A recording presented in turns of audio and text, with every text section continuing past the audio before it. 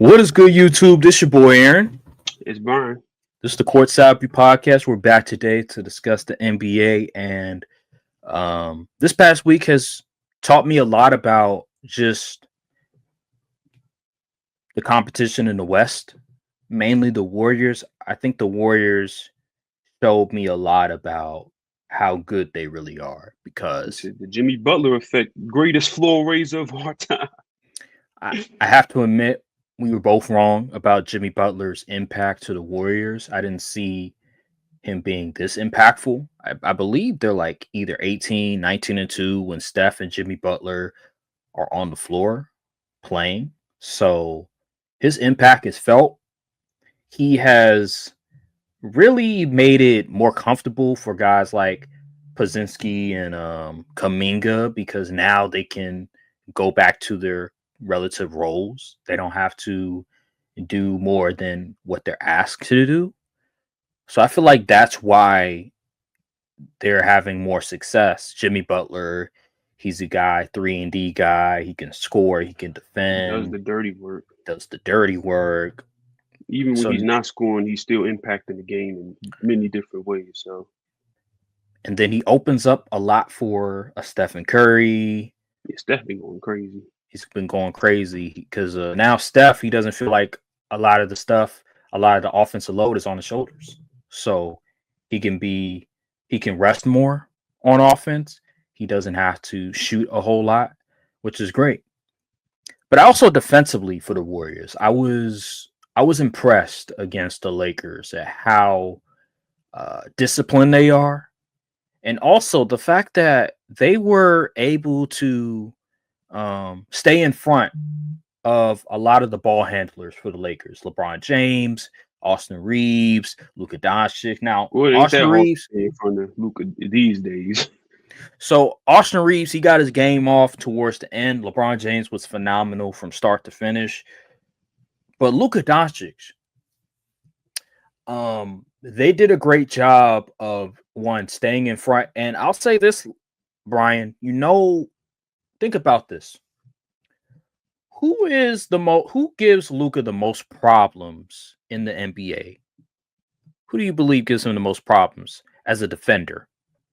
Like the archetype or a specific person? Specific person. Who do people reference as like a Luka stopper? Well, like a Lou Dort or something? Nah, not Lou Dort. Even though he is a great defender. I don't know. Remember in the NBA Finals, Jaylen Brown? Oh. So Jaylen Brown is like 6'6", 220, 225, tall, athletic, strong. Guess what Jonathan Kuminga and Jimmy Butler are? They're about that height and about that size. And they're athletic. Mm-hmm. So guess what? Luka Doncic is going to have a hard time against those type of players. Mm. That certain archetype. And that's why I think he really struggled. It was the fact that those two guys were on him a lot. And it's very hard for him to get his game off on that type of archetype. Very athletic, very strong, so he can't bully his way to the basket. He can't bully his way to certain spots on the court. And there's also a help side defender making sure that he can't drive to the basket, can't get to his comfortable spots on the court. And it frustrated him a lot. And I noticed that.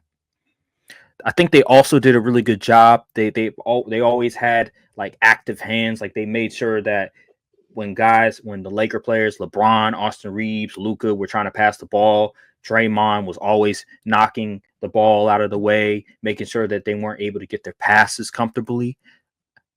And then they also forced the Lakers to shoot outside jumpers instead of getting into the basket. I was looking at the points in the paint. The Lakers, they were only able to generate a little over 30 points in the basket, which is under the average for most teams. It was 34 points.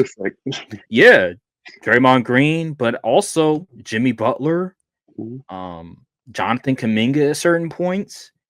34 points when the worst team at generating paint points averages 41 points.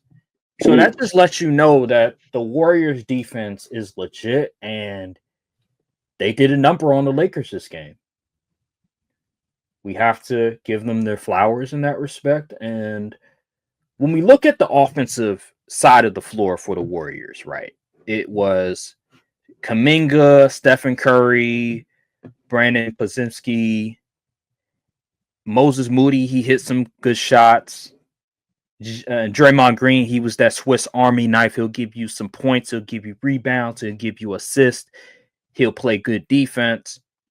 Everybody was playing their role. Now, Jimmy Butler didn't have a good game, but defensively, he did enough to really disrupt the Lakers' flow on offense.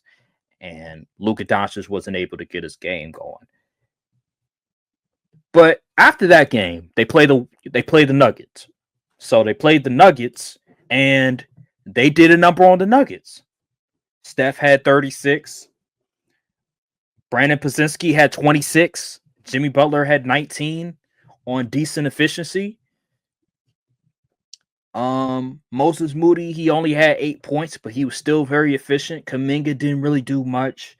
He had 6 points. Kevon Looney only had 7. But regardless, the starting lineup did a number on the Nuggets, and defensively, they were giving the Nuggets problems. Now, Nikola Jokic still had 33. Michael Porter had 23. But mainly part of that, no Jamal Murray. I will say no Jamal Murray. So that definitely is a reason why they probably had a lot of trouble offensively. But for the most part, the Warriors just dominated the Nuggets again. Where are you on the Warriors? Do you believe they should be in consideration for winning the championship, or you just think that, hey, like, no matter what, the Thunder are just so much better than any team in the Western Conference that they're just fake pretenders? I do think the Thunder are just that much better than everybody. I feel like even on an off night, they could beat most teams pretty relatively handedly. But I do think the Warriors are better than what I initially thought after that Jimmy Butler trade. I didn't expect them to be looking this good out there, and the way the West is looking from 2 to 8 or 2 to 10 or whatever. The gap, these teams are pretty much all the same in my opinion, as far as matching up. And well, the Grizzlies kind of, but these teams, anybody could be anybody is looking like with the way this stuff is looking. So I wouldn't put them below third in the as far as the field. As far as the field of teams left, they probably would be top 4 at the very least. So I feel like they have an equal shot just as much as anybody to make the conference finals. You can never count out, their experienced team. They got, like, think of all the experience they got within the starting lineup. Well, they got Steph, who's won multiple rings. Jimmy Butler's been to multiple finals. Draymond's won multiple rings. They just know how to win. And once they get into the playoffs, I don't think many teams are going to want to play the Warriors. I'll say that. I feel like they knock off the younger teams like the Rockets. They knock them off. I think they could get the Timberwolves too. Nuggets will be a dogfight series.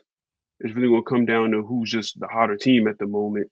The Clippers, I think that Warriors and Clippers, that would be a very good series in my opinion. But I think the Warriors, because the way Kawhi been playing recently, man, the Clippers might be one of them sleeper teams, but we say that every year. I just think the Warriors, they look good against everybody in the West, honestly. So I give them just as much as a shot as whoever is the second best team in the West you believe is. Right. So looking at the standings right now, Thunder is at 1, Rockets at 2, Lakers at 3, Nuggets at 4, Warriors at 5. Like it's a close race. 6 Timberwolves, 7 Clippers, 8 Grizzlies. It's a tug of war right now from 3 to 8. Yeah. It's not too far off.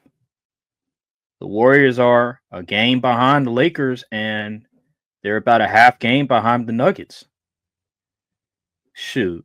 With these matches, we really don't know. Like the Warriors could play the Lakers could play the Nuggets, the Lakers could play the Warriors. Like I do think a lot of these teams are pretty much even.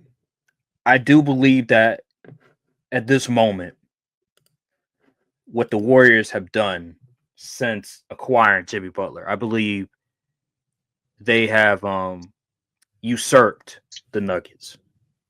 I believe they're better than the Nuggets.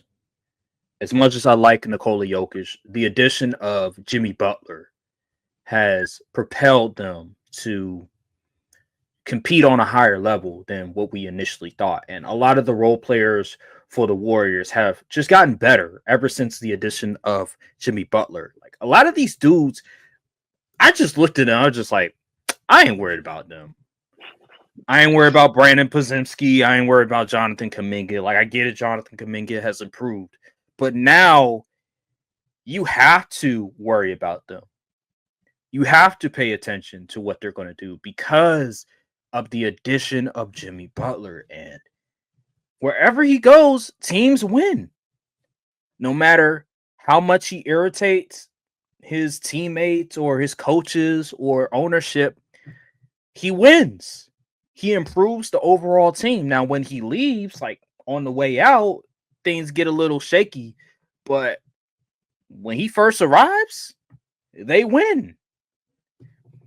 He's like do you know, remember back in the old 2K, like 2K15, 16, and once you get to, it's like a badge, or I want to say it was called floor general. Yeah. And pretty much when you get floor general, you can tell your teammates when to shoot, when to pass, and they'll always obey. That's kind of like what Jimmy Butler does when he goes to a team. It's just kind of like he's just a floor general. Like he literally goes there and the team just gets better because he's just there. And it's honestly kind of crazy when you think about it. And you pair it with the superstar like Steph and a Swiss Army knife Draymond with young guys who could go out and go do their own thing on any given night. It's just like it's just a headache to deal with. You got to chase around Steph all game. Then on the other end, they playing good defense because they got size, they got length on the court. They're not the tallest at the 5 position, but they get it done. It's not like the league is filled with giants these days. A lot of these bigs are playing more outside than inside. So does the height really matter at this point? And they gonna rebound, they gonna bump you, they gonna play the passing lane. Like it's the Warriors are so annoying. You can't kill them. Like you at the end of the day, you can't kill the Warriors. You just can't. They had one down year in like the past 5 13 years? seasons. Oh, 13 seasons? Yeah. It's like you just can't kill these guys. It's actually crazy. Yeah. They have athleticism. You mentioned they have size. They're a good team. I wouldn't have said that 2 months You know what's ago. crazy? You know they hooping because I haven't heard anybody call for Steve Kerr job. Like, yeah, remember? Hooping. Yeah, remember beginning of the season, fans were complaining about Steve Kerr. Oh, he's too stuck in his old ways. You have to adjust. Now they're praising him. They're like, oh my God, he's such a Hall of Fame coach. He's such an amazing coach. Best coach we've ever seen.